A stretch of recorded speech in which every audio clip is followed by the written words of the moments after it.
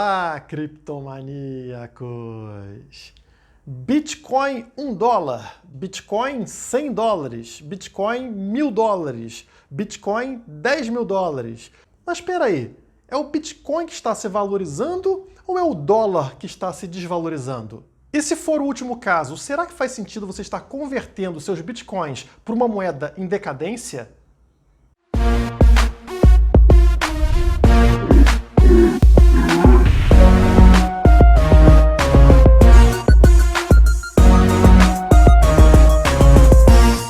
Hoje é um daqueles vídeos que eu vou falar pra caramba, então já deixa o seu like, se inscreve no canal e entra na descrição para ver o link para o nosso site criptomaníacos.io. Tem tudo o que você precisa sobre criptomoedas num único lugar, tá aqui na descrição. Mas vamos ao vídeo. Moedas são produtos. E assim como qualquer produto, elas dependem de oferta e demanda. Portanto, se a demanda por tal moeda começa a cair e a oferta dela continua em expansão, o valor daquela moeda tende a cair. E é isso que a gente está vendo acontecer com diversas moedas. Vai acontecer com o real aqui do Brasil, está acontecendo também com o dólar ao redor do mundo. Para entender isso, você precisa compreender que hoje os países em negociação já agem como indivíduos libertários. Não existe um país com poder sobre todos os outros, como se fosse um Estado sobre todos os Estados. Esses países, quando se reúnem no G20, na ONU ou em qualquer reunião desse tipo, fazem acordos voluntários. Não existe um Estado central que chega lá e obriga cada país a seguir a mesma regra. Eles têm liberdade de agir e somente quando eles assinam contratos, acordos voluntários, é que eles são obrigados a cumprir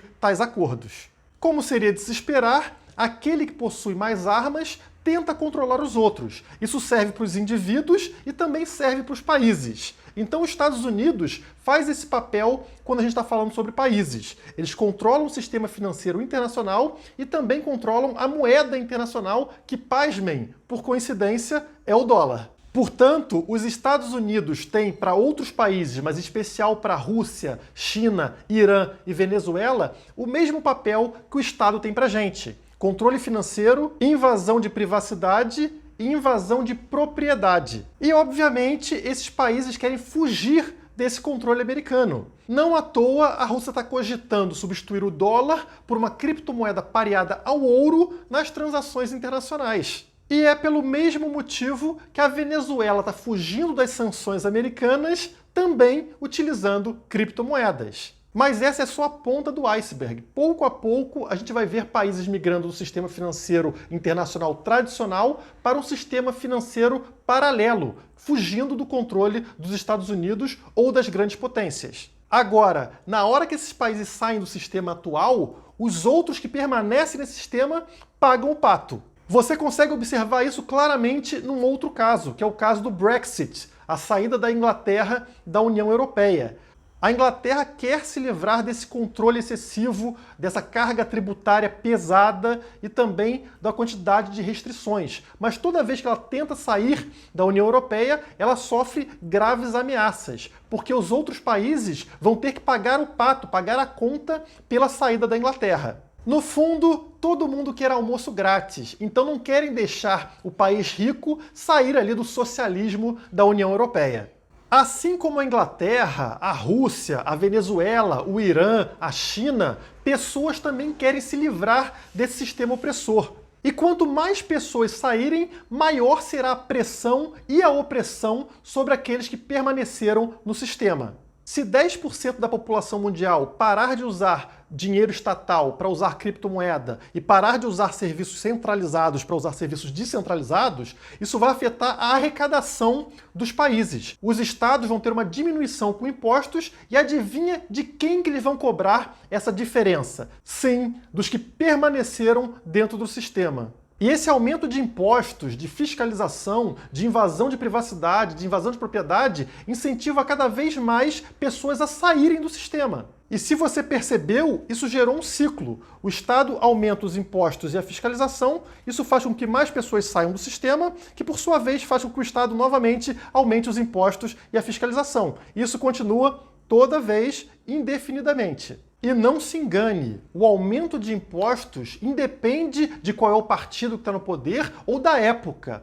Por exemplo, a expressão quinto dos infernos vem lá do Brasil colônia, quando o governo português resolveu aumentar os impostos para 20%, ou seja, 1/5 da produção brasileira. O termo era dirigido aos cobradores de impostos, que quando chegavam para cobrar, ouviam o seguinte da população: vá buscar o quinto nos infernos. E aí apareceu a expressão quinto dos infernos. Bons tempos que o povão entendia que imposto é roubo. Foi por isso que o Estado precisou controlar a educação. Assim ele amaciava a carne do gado e a pessoa parava de reclamar. Tem gente até que defende imposto hoje em dia.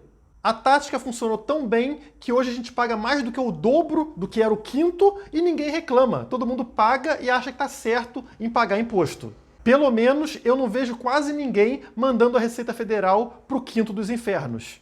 O imposto não subiu de 20% para 50% porque todos os governantes nesse período eram de esquerda. E sim porque as engrenagens do sistema estatal facilitam o aumento de impostos e a diminuição da liberdade e impedem o sentido contrário. Por exemplo, se os políticos querem aumentar o próprio salário ou o salário dos servidores públicos, basta 2 canetadas e isso está aprovado. Agora, se eles quiserem reduzir o salário de políticos ou de servidores públicos, isso é proibido. Percebem como é fácil aumentar os custos, mas praticamente impossível reduzir os custos?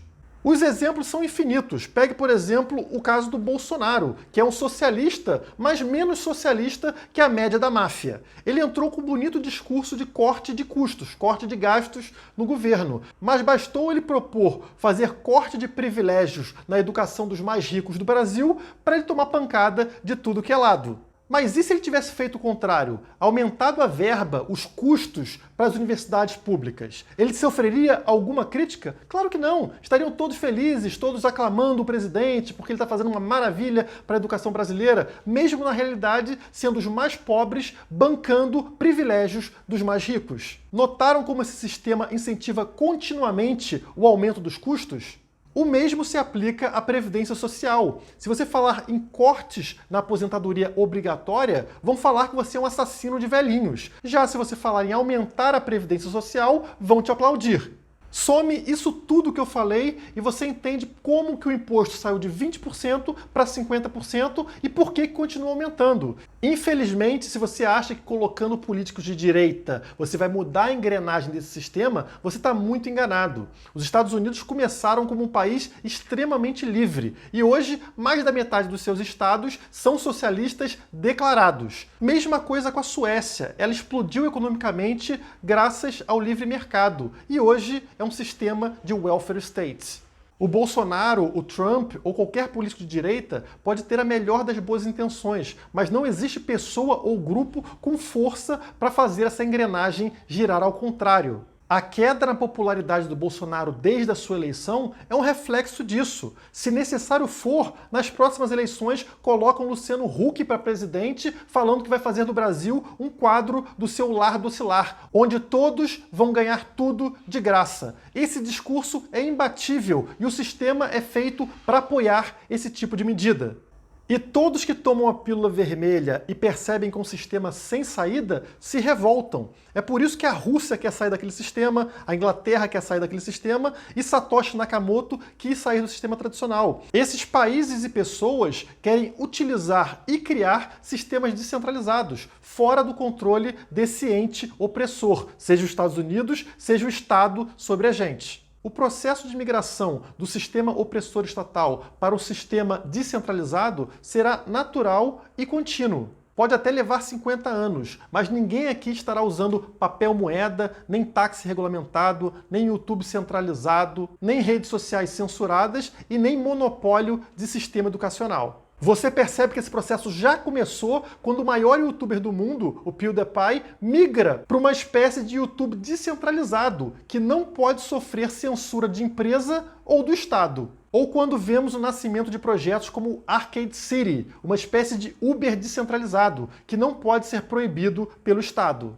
Na hora que esse processo de migração for concluído, o Estado, caso ainda exista, estará muito frágil, porque ele terá queda massiva da arrecadação e aí acaba também afetando a própria fiscalização. Ou seja, só vai pagar imposto quem quiser ou, infelizmente, aquelas pessoas que estão à margem da tecnologia, não têm acesso livre a tecnologias descentralizadas. Fiscalização é algo que demanda muito dinheiro. Tecnologia é algo que demanda muito dinheiro. E se hoje, mesmo com arrecadação total, o Estado falha demais na fiscalização e tem uma tecnologia passos e passos atrás da tecnologia atual, isso tende a piorar demais quando a arrecadação cair e o Estado perder também o controle do dinheiro. Infelizmente, a janela para você migrar de um sistema para o outro não é eterna. Você já percebeu como está ficando difícil você ter dinheiro em papel? O papel moeda está sumindo. Perceba como os limites para depósitos e saques nos bancos vêm sendo reduzidos. Você podia tirar quanto quisesse antigamente. Agora você tem um limite de 10 mil reais, 5 mil reais, tanto para saque quanto para depósito. E valores acima disso você tem que declarar, pegar um documento, um formulário, preencher para informar de onde veio esse dinheiro. Se você não está percebendo o que está acontecendo, o Estado está digitalizando todo o dinheiro, porque ao contrário do dinheiro físico, o papel, que é anônimo, o dinheiro digital não é. Você deixa rastros de transações para tudo que você faz. No momento que tudo for convertido para o digital, não existirá mais privacidade. O governo saberá quanto cada um tem, quanto gasta com cada coisa e quanto pode perder para o Estado sem levar o sistema ao colapso. A aposta do meu amigo Avelino Morgante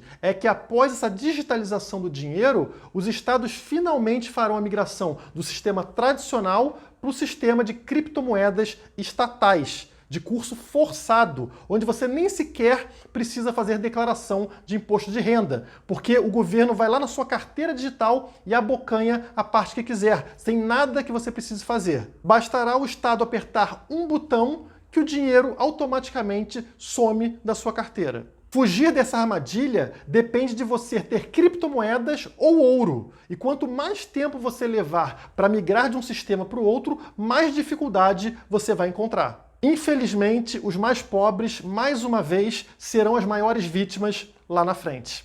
Eu espero que vocês tenham gostado do vídeo de hoje. Se gostou, deixa o like, se inscreve aqui no canal e compartilhe nas suas redes sociais. Por hoje é só, muito obrigado e até a próxima.